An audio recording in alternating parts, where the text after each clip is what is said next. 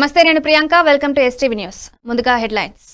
ప్రజాసేవలో దూసుకుపోదామంటూ వాసవి మహిళా సమాఖ్య నిర్ణయం. అన్ని రంగాల్లో సత్తా చూపాలని చైర్మన్ ఉప్పల రాజలక్ష్మి పిలుపు. చేయూత అందిస్తున్న వాసవి ఛానల్కు అభినందనలు తెలిపిన సమాఖ్య. నెల్లూరు అగ్ని ప్రమాద బాధితులకు నేతల సాయం. అనుమతి లేదంటూ తాడేపల్లి వైసీపీ కార్యాలయాన్ని కూల్చిన అధికారులు. కోవూరులో దూసుకుపోతున్న ఎమ్మెల్యే ప్రశాంతిరెడ్డి. నల్లపరెడ్డి హవాకు బ్రేక్ వేస్తూ ఆదేశాలు. స్పీకర్గా అయ్యన్న పాత్రుడు దూకుడు తగ్గించాలని, పదవికి వన్నె తేవాలని అభిమానుల హితవు. ద్వాపర యుగంలో భర్త ప్రాణరక్షణకు విల్లు చేతపట్టి నరకాసురుని వధించి లోకానికి దీపావళి వెలుగులు తెచ్చిన వీరనారి సత్యభామ వారసులుగా అన్ని రంగాల్లోనూ మహిళలు ముందుండాలనే లక్ష్యంతో ఇంటర్నేషనల్ వాసవి మహిళా సమాఖ్య వేస్తున్న అడుగులు పలువురి ప్రశంసలు అందుకుంటున్నాయి. హైదరాబాద్లోని శ్రీ వాసవి కన్యకా పరమేశ్వరి ఆలయ ప్రాంగణంలోని గౌరీశెట్టి గాలయ్య రాజామణి సమావేశ మందిరంలో ఏర్పాటు చేసిన ఇంటర్నేషనల్ వాసవి సమాఖ్య 115వ కార్యవర్గ సమావేశం ఫౌండర్, చైర్మన్ ఉప్పల రాజలక్ష్మి శ్రీధర్ అధ్యక్షతన ప్రారంభమైంది.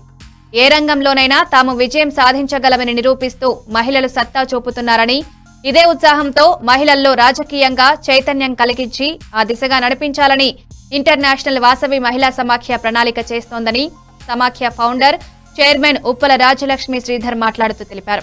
ఆర్యవైశ్యుల పుట్టుకతోనే దానగుణం కలిగిన వారని, మనకు సేవా కార్యక్రమమే ప్రధాన కర్తవ్యమని శ్రీ వాసవి కన్యకా పరమేశ్వరి దేవి అమ్మవారు మనకు నేర్పించారని రాజలక్ష్మి అన్నారు. అందులో భాగంగానే ప్రతి నెల 25,000 రూపాయలతో వివిధ సేవా కార్యక్రమాలను 9 ఏళ్లుగా నిరంతరం కొనసాగించామని గుర్తు చేశారు. ఆర్యవైశ్యుల కోసం ప్రత్యేకంగా ఒక గొంతుకతో మన కోసం వచ్చిన వాసవి ఛానల్ను ఆమె అభినందించారు.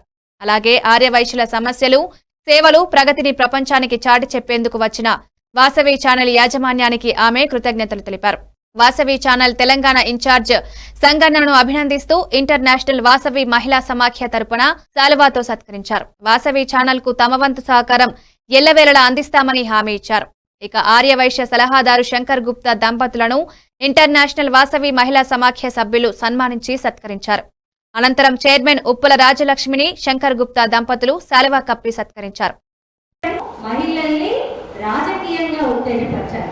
వారు ఏ కులమైనా పర్వాలేదు, ఏ మతమైనా కూడా పర్వాలేదు. ఎందుకంటే ఎప్పుడూ మహిళలను వెనుకబడి ఉంటాం కాబట్టి ప్రతి ఒక్క ఆర్యవైశ్య మహిళ మరియు ఏ కులమైన ఏ మతమైన మహిళలు రాజకీయ పరంగా ముందుండాలి అని మహిళలకు కూడా మనం ఎన్నో విధాలుగా మనం నేర్పిస్తూ ఉన్నాం. బేటీ బచావ్ బేటీ పడావ్. మన ప్రియతమ ప్రధానమంత్రి నరేంద్ర మోడీ గారు మనకి ఇచ్చిన ఒక అంశం, అమ్మాయిని కాపాడాలి, అమ్మాయిని చదివించాలి. బేటీ బచావ్ బేటీ పడావ్. Very good. మనకు మన IVMS సంస్థకి అమ్మవారి గోత్రాలు మనవి 102 కాబట్టి 102 మంది పురుషులని అడ్వైజర్స్ గా కూడా మనము తీసుకున్నాం. వారు మనకి సలహాలు, సూచనలు, సంస్థ ముందుకు ఎలా వెళ్ళాలి, ఏం చేస్తే బాగుంటుంది, ఇంకా ఏమైనా చెయ్యాలా, అలాంటి సహాయ సహకారాలు అందిస్తూ ధన రూపేణ, మాట రూపేణ, సలహా రూపేణ చాలా చక్కగా మన సంస్థ ముందుకు తీసుకెళ్తున్నందుకు ఇక్కడ మన ఇంటర్నేషనల్ వాసవి మహిళా సమాఖ్య అడ్వైజర్లందరికీ కూడా సభా సాక్షిగా నేను ధన్యవాదాలు తెలియజేసుకుంటున్నాను. మెడిటేషన్ అనేది ఏ మతానికి, ఏ కులానికి, ఏ వర్గానికి సంబంధించింది కాదు. ఒక్క 5 నిమిషాలు మనము మెడిటేషన్ చేసి తర్వాత నాకు తెలుసుకున్న పరిజ్ఞానాన్ని మీ అందరికీ తెలియపరుస్తానని మనవి చేస్తున్నాను.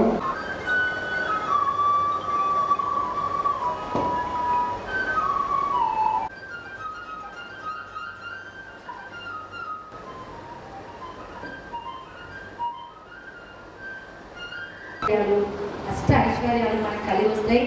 కానీ ఒకటి ఆమె చూసేది ఏంటి అంటే ధర్మంగా ఉన్నారా లేదా. ఎందుకంటే అన్ని దేవుళ్ళకి వాసవి మాతకి ఒకటే ఒక వ్యత్యాసం ఉండేది, ఆ ఒక్క విషయంలోనే.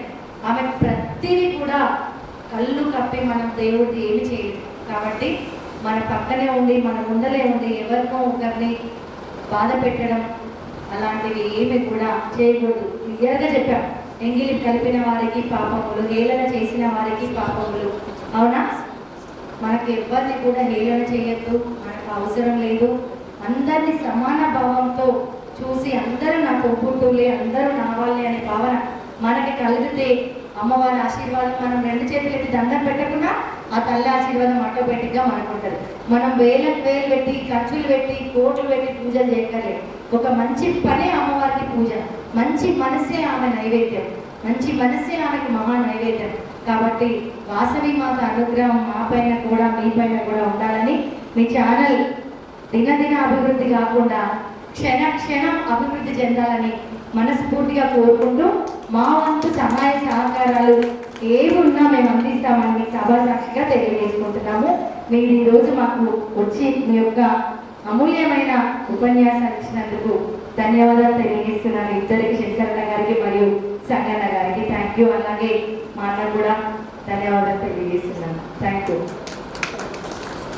వాసవి దేవి గారికి సంగన్న గారికి హృదయపూర్వకంగా అభినందిస్తాము. ఒక్కసారి వారికి చెప్పడంతో మన వారి స్వాగతానికి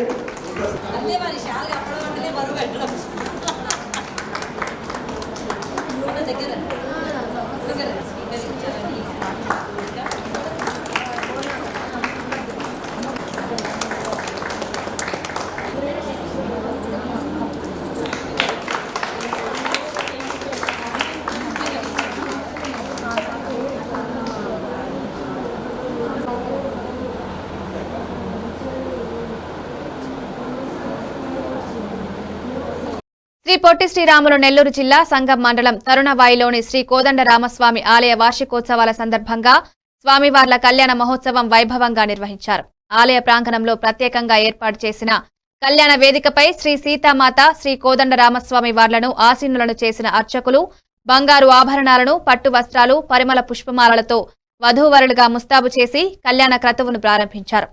గణపతి పూజ, కలశ పూజ, కంకణధారణ వస్త్రం, యజ్ఞోపవీతం, జీలకర్ర బెల్లం సమర్పణ, మాంగళ్య పూజ, మాంగళ్య ధారణ, తలంబ్రాలు వంటి కళ్యాణ ఘట్టాలను వేద మంత్రాలు, మంగళ వాయిద్యాలు, భక్తుల జయ జయ శ్రీరామనామస్మరణల మధ్య కోలాహలంగా సాగింది. భక్తులు స్వామి అమ్మవార్ల కళ్యాణాన్ని తిలకించి తరించి తీర్థ ప్రసాదాలు స్వీకరించారు. జీవితమంతా కూడా దాంపత్య జీవితమంతా కూడా అంతే అన్యోన్యంగా, అంతే గట్టిగా విడదీయరాని బంధం.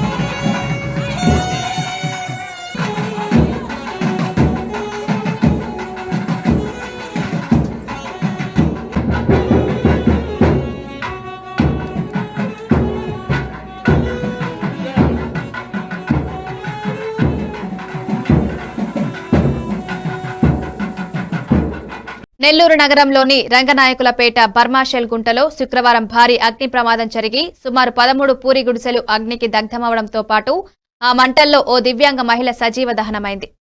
ఈ ఘటనపై స్పందించిన ప్రభుత్వం సహాయక చర్యలు చేపట్టింది. రాష్ట్ర మంత్రి, Nellore city MLA doctor Ponguru Narayana, జిల్లా కలెక్టర్, ఇతర అధికారులు, నేతలు ఘటనా స్థలానికి చేరుకుని బాధితులకి అండగా నిలిచి ఆర్థిక సాయం చేశారు. అనంతరం మంత్రి డాక్టర్ నారాయణ మీడియాతో మాట్లాడుతూ అగ్ని ప్రమాదం దురదృష్టకరమని, ఇల్లు కాలిపోయిన బాధితులందరికీ నెల వ్యవధిలోనే ఇల్లు ఏర్పాటు చేస్తామని హామీ ఇచ్చారు. ఎంపీ వేమిరెడ్డి ప్రభాకర్ రెడ్డి బాధిత కుటుంబాలకు 15,000 వంతున ఇస్తానన్నారు. అగ్ని ప్రమాదంలో గాయపడిన వారికి నెల్లూరు నారాయణ వైద్యశాలలో స్పెషలిస్ట్ వైద్యులచే ఉచితంగా చికిత్సలు అందిస్తున్నామని చెప్పారు. అనంతరం అగ్ని ప్రమాద బాధితులకి ఒక్కో కుటుంబానికి ప్రభుత్వం తరపున 1,00,000, ఎంపీ వేమిరెడ్డి సొంత నిధులు 15,000 రూపాయల చెక్కులను అందజేశారు.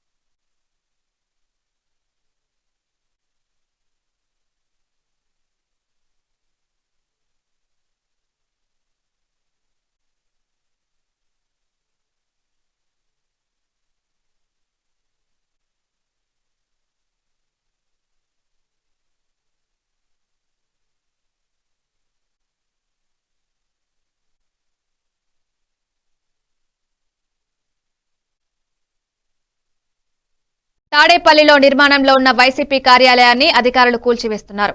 అతి విలువైన ప్రభుత్వ స్థలంలో వైసీపీ ప్రభుత్వం ఆఫీస్ నిర్మిస్తుండటంతో టీడీపీ ప్రభుత్వం ఆ లీజును రద్దు చేసింది. వేకువజాము నుండి భారీ పోలీస్ బందోబస్తు మధ్య బుల్డోజర్లు, ప్రొక్లైన్లతో కూల్చివేత పనులు మొదలుపెట్టారు.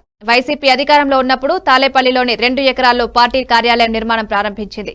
అయితే నిర్మాణం అక్రమం అంటూ గతంలో సీఆర్డీఏ అభ్యంతరం వ్యక్తం చేయగా వైఎస్ఆర్సీపీ హైకోర్టును ఆశ్రయించింది.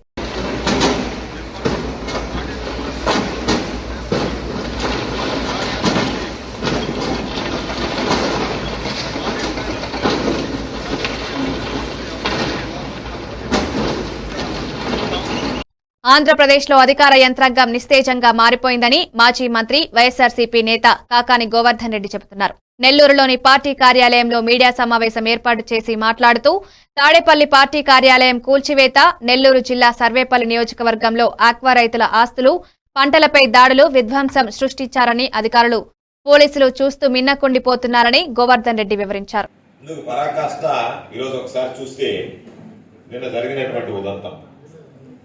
తోటపల్లి గూడూరు మండలానికి సంబంధించి సర్వేపల్లి నియోజకవర్గంలో కోడూరు గ్రామంలో ఆక్వా రైతు కావలరెడ్డి రంగారెడ్డికి సంబంధించినటువంటి దాదాపు 50 లక్షల రూపాయల విలువ చేసేటువంటి ఏరియేటర్స్ ఉన్నటువంటి ఆ గోడౌన్ని దుండగులు తగలబెట్టడం జరిగింది.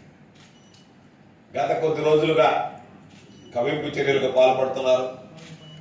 పక్కన ఉన్నటువంటి తెలుగుదేశం పార్టీకి సంబంధించినటువంటి నాయకులు అనేక సందర్భాలలో పోలీసులకి ఫిర్యాదు చేయడం జరిగింది. పోలీసులకు ఫిర్యాదు చేస్తే పోలీసులు తిరిగి తెలుగుదేశం పార్టీ వాళ్ళు, వైఎస్ఆర్ కాంగ్రెస్ పార్టీ వాళ్ళ మీద దాడి చేస్తే వెళ్ళి పోలీస్ స్టేషన్కి వెళితే అయ్యా మా మీద దాడి జరిగింది అని దాడి చేయించుకున్నటువంటి వ్యక్తుల్ని, గాయపడినటువంటి వ్యక్తుల్ని, బాధితుల్ని పోలీస్ స్టేషన్లో ఉంచి వాళ్ళని పిలిపించి వాళ్ళ దగ్గర ఫిర్యాదు తీసుకుని వాళ్ళ మీద హత్యా ప్రయత్నం కేసులు నమోదు చేసేటువంటి పరిస్థితికి ఈరోజు ఈ ప్రభుత్వం సిద్ధపడింది అనేటువంటిది మనందరం ఈరోజు గుర్తించాల్సినటువంటి పరిస్థితి. ఈరోజు రైతులకు సంబంధించి దారుణంగా ఆస్తులని తగులబెట్టి వాళ్ళని ఆర్థికంగా నష్టపరవాలనేటువంటి ఆలోచన తెలియదు, పద్ధతులు. ఎప్పుడైనా ఎవరైనా ప్రభుత్వంలో ఉన్నప్పుడు ఏదైనా ఒకటి అలా చేయాల్సి వస్తే, ఇబ్బందులు ఉంటే దానికి సంబంధించి ప్రభుత్వం నోటీసులు ఇస్తుంది. ఆ నోటీసుల మీద అతను కోర్టుకు వెళ్ళి హక్కు ఉంటుంది. దానికి సమాధానం. ఇవి అప్డేట్స్. మరిన్ని అప్డేట్స్ కోసం చూస్తూనే ఉండండి STV న్యూస్.